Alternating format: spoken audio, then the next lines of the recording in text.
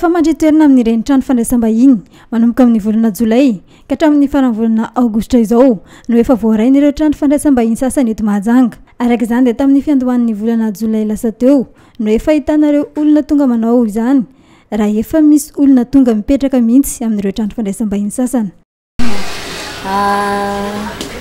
Ny fandraisana ny bahiny aminay amin'izao zany efa manomboka tonga izy tamin'ity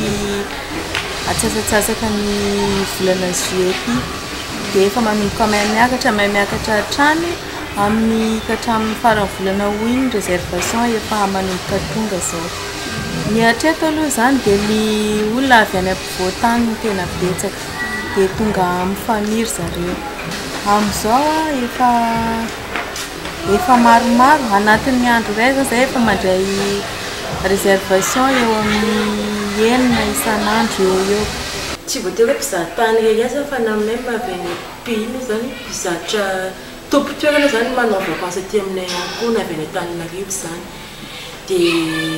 vao manomboka hoe le izy amin'izao vao manomboka commence vao manao réservation zany client ny avy any ivelany zany na eto an-toerana dia commence efa misy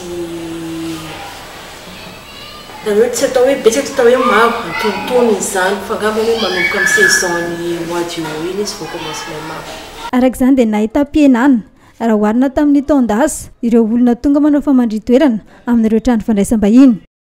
Angamba fahitako anazy raha par rapport tamin'ny 2016 teo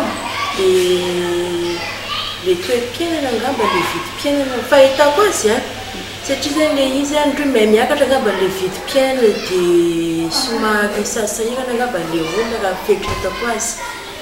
dia eto Majunga koa moa zany mbola tsy tena hoe misy activité betsaka loatra koa dia mbola tsy haiko hoe zany tsy naintéressen'ilay olona fa tsy mabetsaka azy fa angamba hoe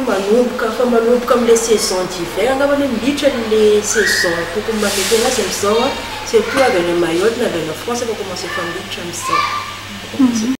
Tsy miova amin'ny sarany amin'ny andavanandro ny sarany ho an'ny efitrano iray ho an'ny trano fandraisam-bahiny na amin'ny fotoana ny fialan-tsasatra azy.